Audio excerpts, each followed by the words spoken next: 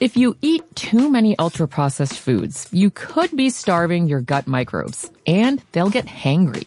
That's one of many things I learned after working on a new audio course about the gut microbiome. You can learn how to keep your gut happy by listening to Try This from the Washington Post. I'm Christina Quinn. I host Try This. Dig in with me on practical advice for life's common challenges. Follow Try This right now wherever you're listening. Seriously, try it.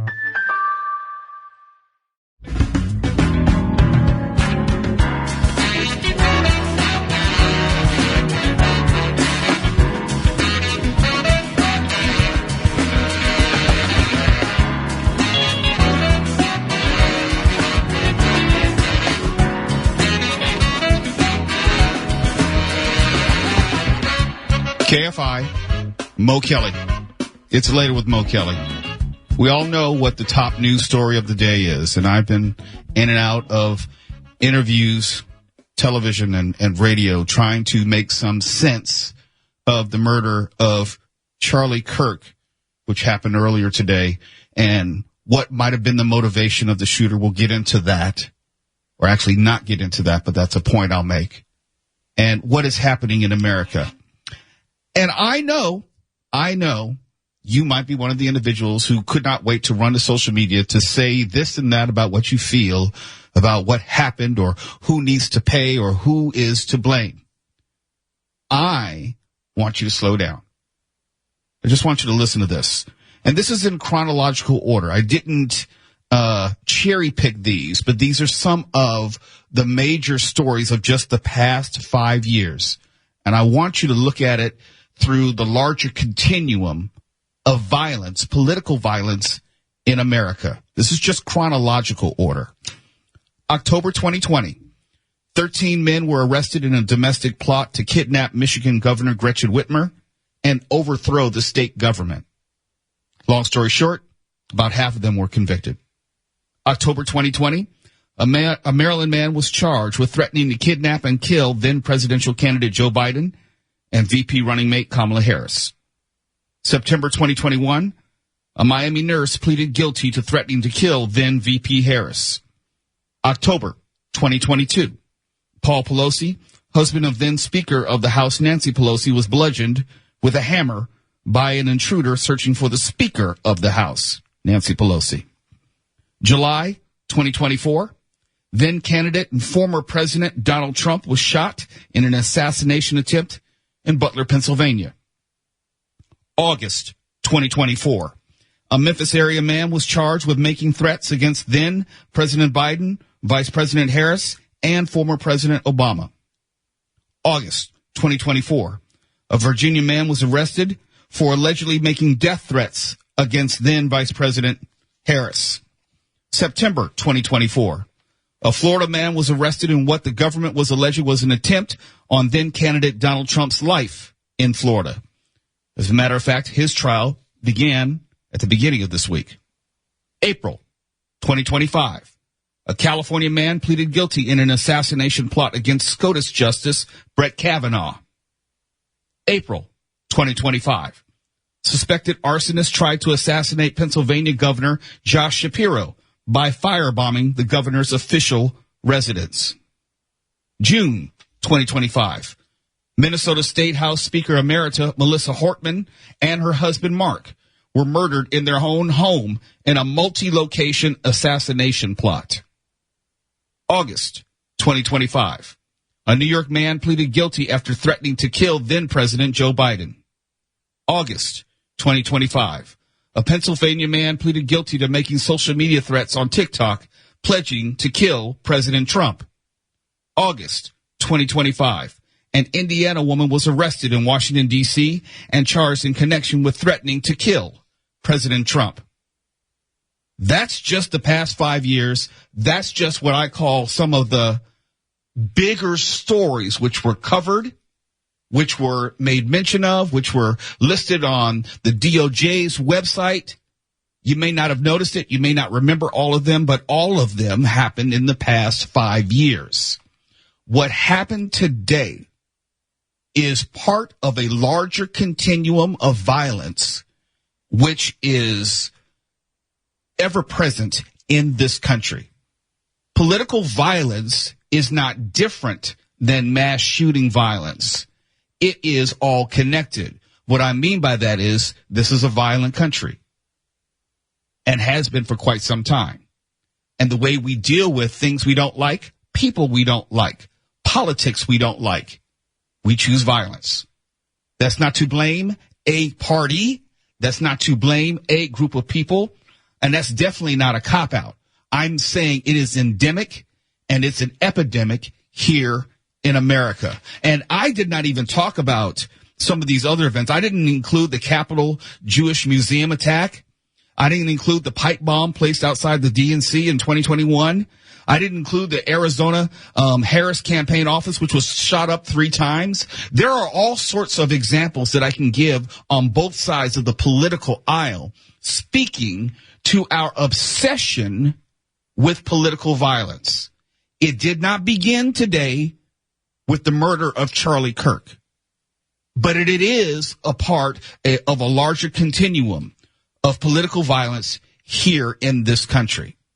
And I know it's always convenient, it's always easier to get on social media and blame this person, that group, that ideology, the moment someone you happen to politically agree with is either harmed or threatened or, at worst, like today, murdered. I know that's the easy way. The more difficult conversation is to have is what has been happening in this country for the past 5 years. We won't even talk about the past 10, 15 years. Just 5 years. And I find it rather odd that we want to deny this violence and then act surprised when there's more violence. I find it ironic that we had a large discussion about whether former Vice President Harris should have more security from the federal government. And there was a question of whether LAPD and the CHP were going to provide some sort of security. And I saw a lot of responses saying, like, well, no one cares about Kamala Harris. No one's going to try to kill her. And I'm here to tell you that every president, every vice president gets death threats all the time, well into their later portion of life. It has nothing to do with being in office or out of office. Joe Biden still gets them. Kamala Harris still gets them. Donald Trump will get them the rest of his life. And so will J.D. Vance, because this is a violent country. It is horrible what happened to Charlie Kirk. Let me be absolutely clear. This is not about anyone's politics. And I don't want to speculate on the motive of the shooter, who I understand, and Mark Ronner will correct me if I'm wrong, is not in custody as of yet, and the search is still underway. Now, we can easily just speculate that it had to do with politics, but I've been in this business long enough to know it's okay to slow down and not be first or jump to conclusions. Wait till we find out who this person is. Wait till we find out specifically their motivations, and we'll take it from there. But we have an epidemic of violence in this country, and it also includes political violence. It also includes mass shootings. And it's not lost on me that we had a school mass shooting and a political murder the same damn day, within an hour of each other. And if I heard Mark Ronner correctly, it happened at the same school in which Columbine happened in 1999. And I was almost late to work because there was a shooting in my neighborhood just this afternoon. Welcome to... If you eat too many ultra-processed foods, you could be starving your gut microbes, and they'll get hangry. That's one of many things I learned after working on a new audio course about the gut microbiome. You can learn how to keep your gut happy by listening to Try This from the Washington Post. I'm Christina Quinn. I host Try This. Dig in with me on practical advice for life's common challenges. Follow Try This right now wherever you're listening. Seriously, try it. To America. You're listening to Later with Mo Kelly on demand from KFI AM 640.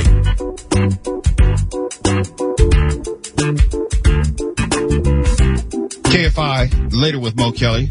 We're live everywhere on the iHeartRadio app and also YouTube. And I have more thoughts on the murder of Charlie Kirk today, and I was probably like you, minding my own business, doing my own thing, maybe bumping around the internet, looking for different news and stories, and all of a sudden got the news notification, the pop-up alert that Charlie Kirk had been shot.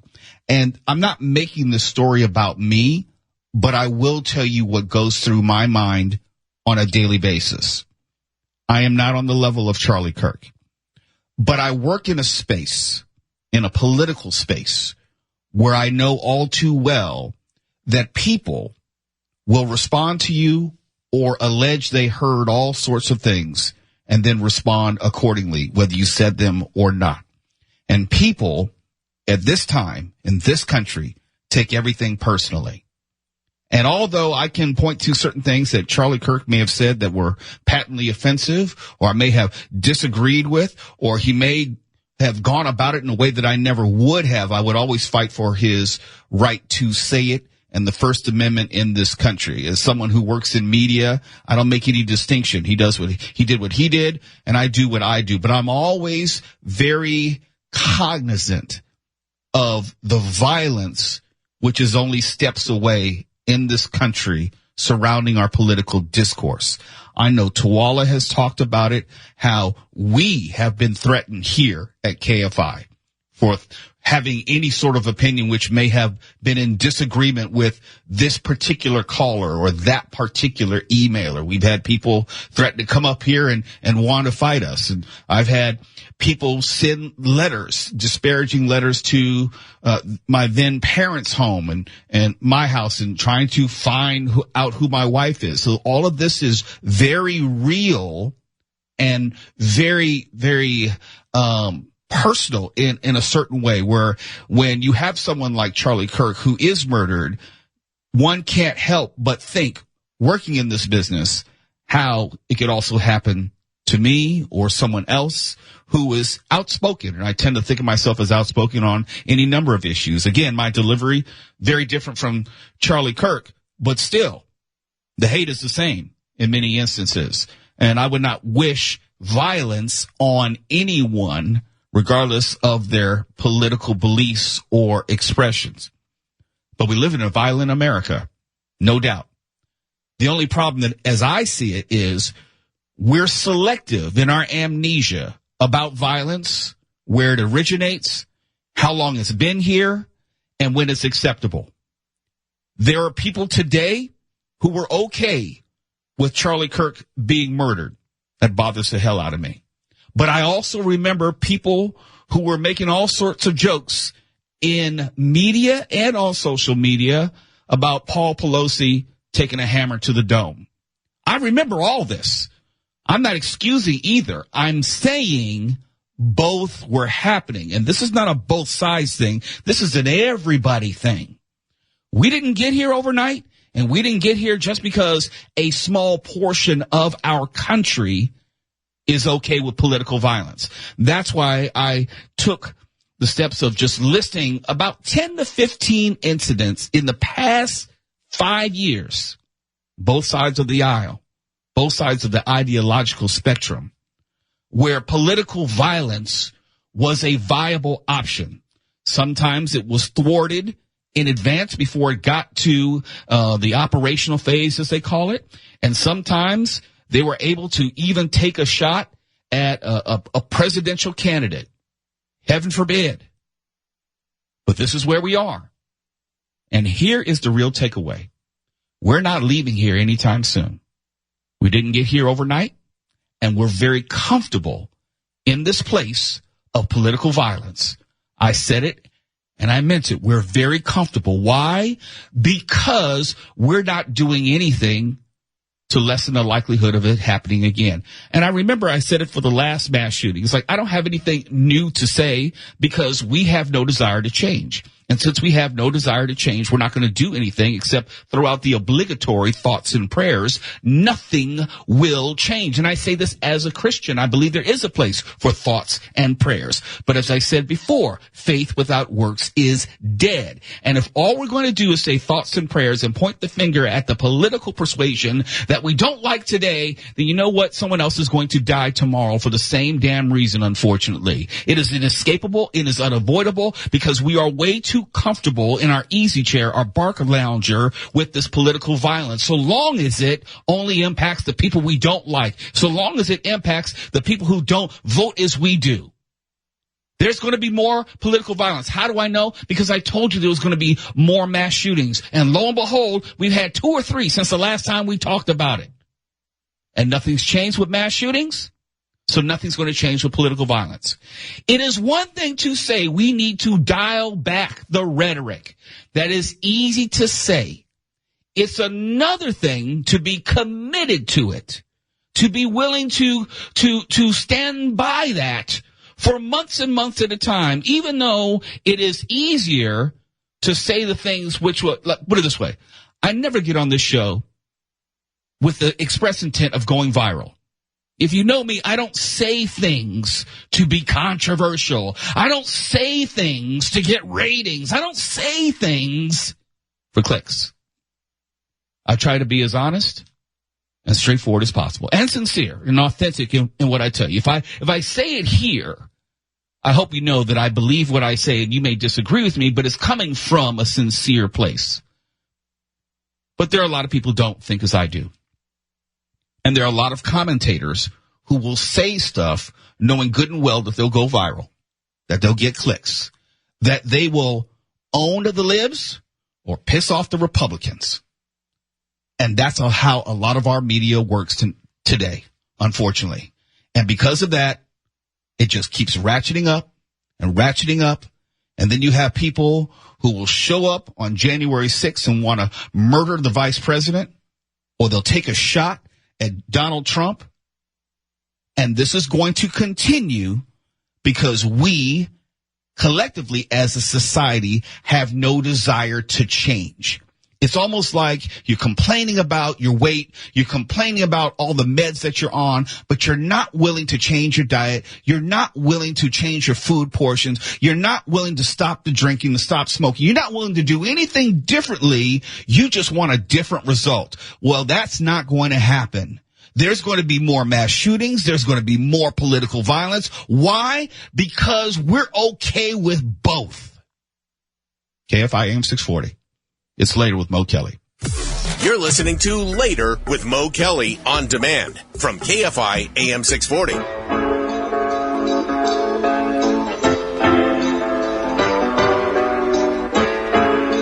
KFI. Later with Mo Kelly, Mr. Mo Kelly here. We're live everywhere on the iHeartRadio app and YouTube. And I've been doing this for so long. Sometimes you forget some things that you've done. I'd forgotten when I had run into Charlie Kirk.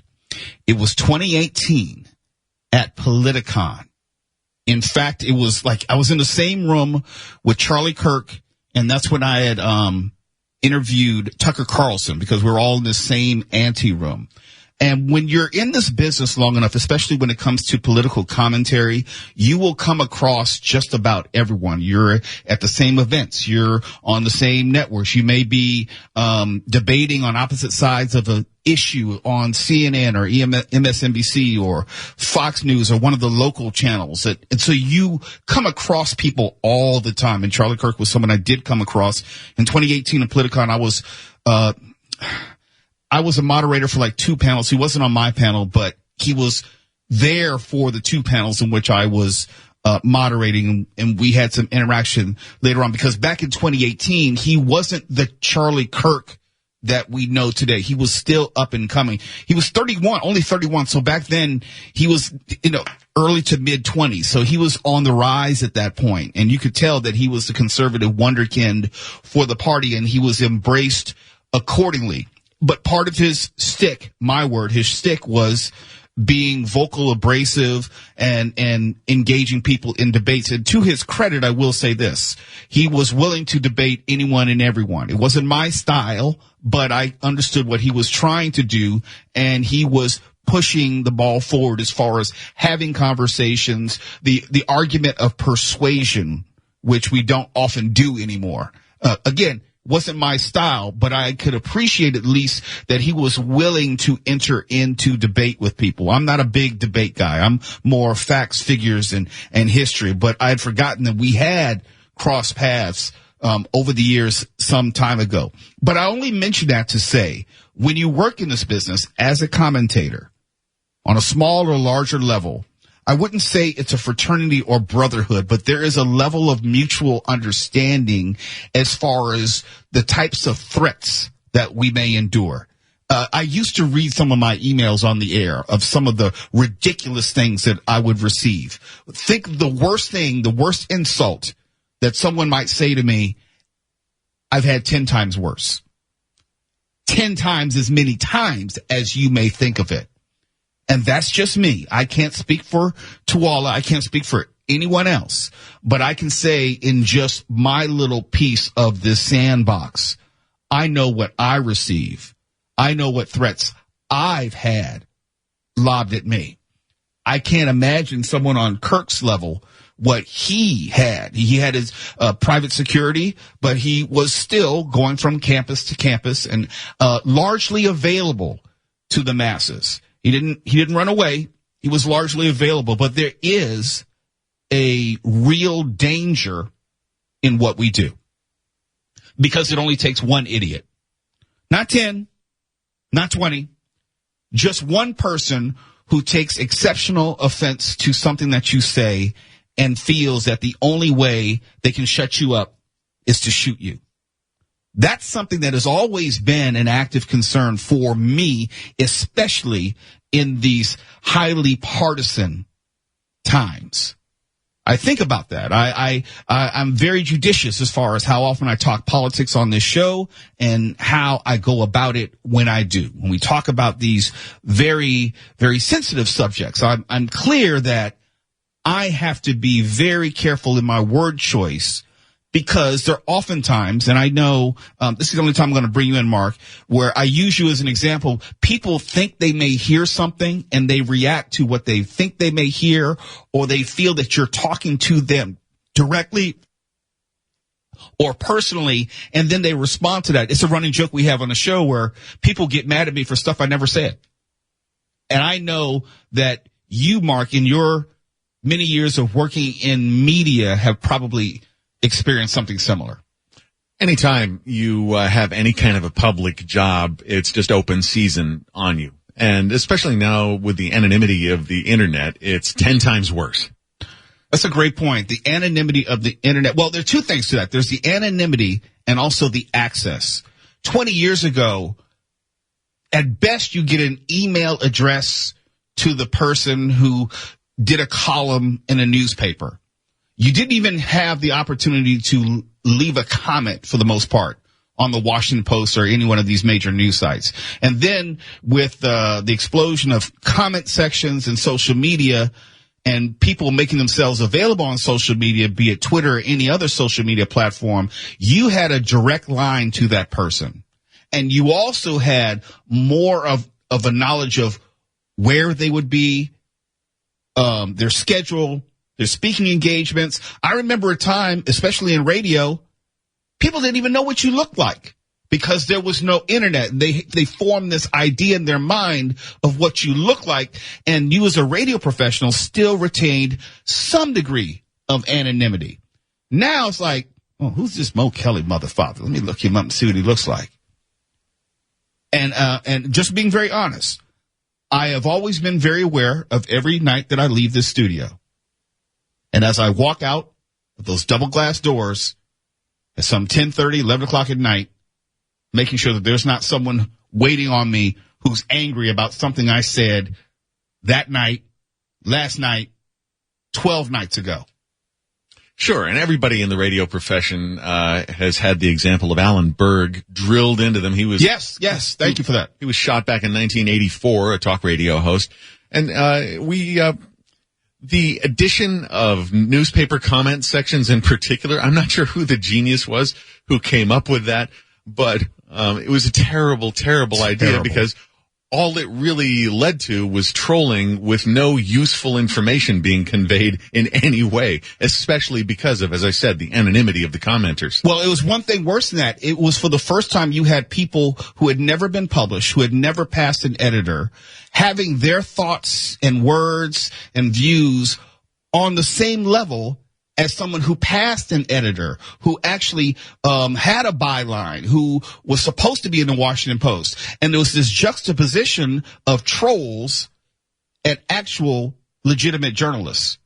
And I think that fundamentally changed the concept of, well, we're on the same platform at this point.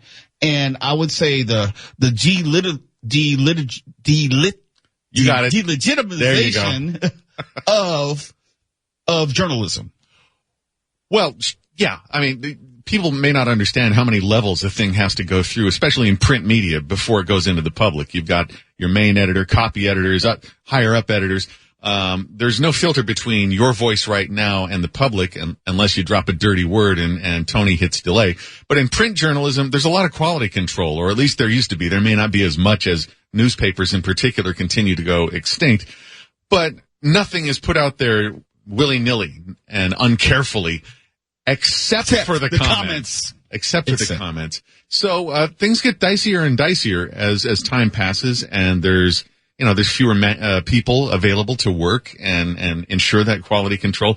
And anybody with any kind of public facing job in media, even if they're not opinion people, even if they're just news people who say report the things that a person says and does that you may not want to hear, that puts everybody at risk. Because play the law of averages.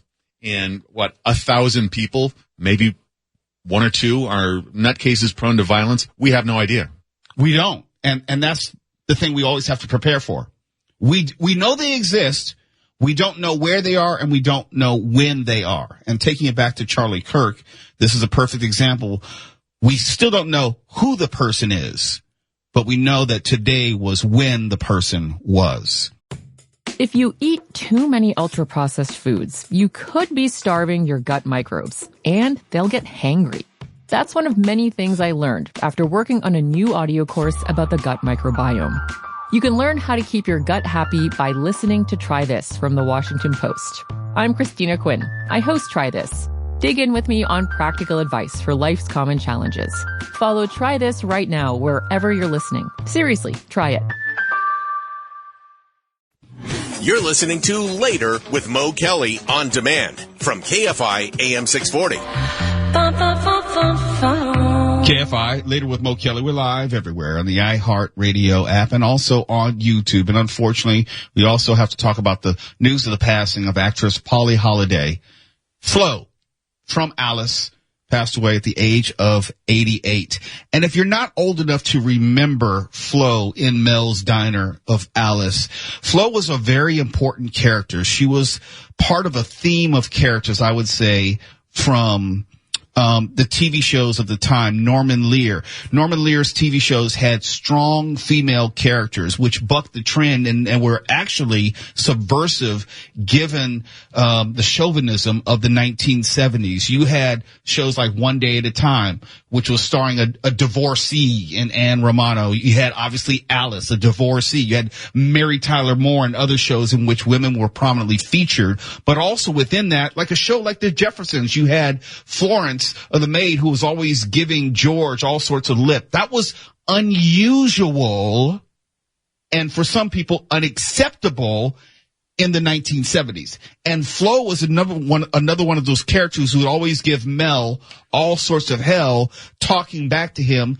talking about kiss my grits. Here. You see, we have been cutting our pies into 6 pieces. But now we are going to cut our pies into 8 pieces. That's the big news that you have for us. Yeah. That's wonderful, Mel. For you, but not for us. We want more money. You want more money? You got it. Same pie. Same price per piece. More servings, more tips. You turnip. What's with the bird brain? Oh, I also want to tell you, I'm thinking about watering down the chicken soup. How? You already use chicken like a tea bag now. Look, I'm doing it for you. Mel, would you like to do something for me? Yeah, what? Kiss my grits! And Polly Holliday was from Alabama, so that Southern accent was real. But I didn't even know until I did some research recently. She performed on Broadway. I mean, she was a classically trained actress who fell into TV, but was not defined by TV. I am loath to admit the fact that even as a young lad, while watching Alice, I was intimately aware of what she was referring to when she was saying, kiss my grits. It's not something that inspired my curiosity. I just knew what grits were and had an idea of what she meant by kiss them. What were the grits? I always took it as kiss my ass. Oh, that's the way I took it. Grits equal ass. No, I said that's the way I took it. I thought grits were in the front. Okay. The way she referred to them, I thought it was. You would thought it was very feminine specific. Yes. Okay. Now you got to remember that she was a pretty big part of pop culture in the 70s, and people were walking around wearing Kiss My Grits t-shirts. Absolutely. And I believe that was part of the reason why she and Linda Lavin unfortunately fell out near the end. I think it was 1979-80 season finale where she was written out of the show, because a lot of these shows, you had the original star, and then you had someone who supplanted the star. Like Good Times, you had JJ who supplanted Florida Evans, who was, because it was Florida Evans' show as a spinoff of Maude, and then you had Alice. The show was Linda Lavin's show. Then you have Flo, who's actually the bigger attraction, with all due respect. Oh, yeah, this was a Nimoy and Shatner thing. Yes. No, I think that's an adequate comparison. Or a Dr. Smith and Lost in Space thing. Yes. Look at you, Mark Ronner. You television history. No, but if I remember right, it was kind of like the Ropers show, which didn't go anywhere, and Flo didn't last real long, did it? No, it did not. No, the Flo show did not last, but it still made way for catapulting these unsuspecting characters into becoming stars. You know, I mean, no one would have thought Christopher Lloyd's Jim Ignatowski would become such a huge star. He was one of the biggest stars to emerge from Taxi. Yep. But there never was a Jim spinoff show. Thank God. No, that couldn't have done. And then even when we saw what happened when you try to go too far, too fast off a Taxi. Well, unfortunately, we have to say goodbye to Polly Holliday. And once again, if you're Gen X, you're saying goodbye to more of your childhood in the way that we are losing our parents in real life. These individuals are about the age of our parents. And, you know, it's an unfortunate reminder of our own mortality. KFI AM 640, live everywhere in the iHeartRadio app. KFI and KOST HD2, Los Angeles, Orange County. More stimulating talk. If you eat too many ultra-processed foods, you could be starving your gut microbes, and they'll get hangry. That's one of many things I learned after working on a new audio course about the gut microbiome. You can learn how to keep your gut happy by listening to Try This from the Washington Post. I'm Christina Quinn. I host Try This. Dig in with me on practical advice for life's common challenges. Follow Try This right now wherever you're listening. Seriously, try it.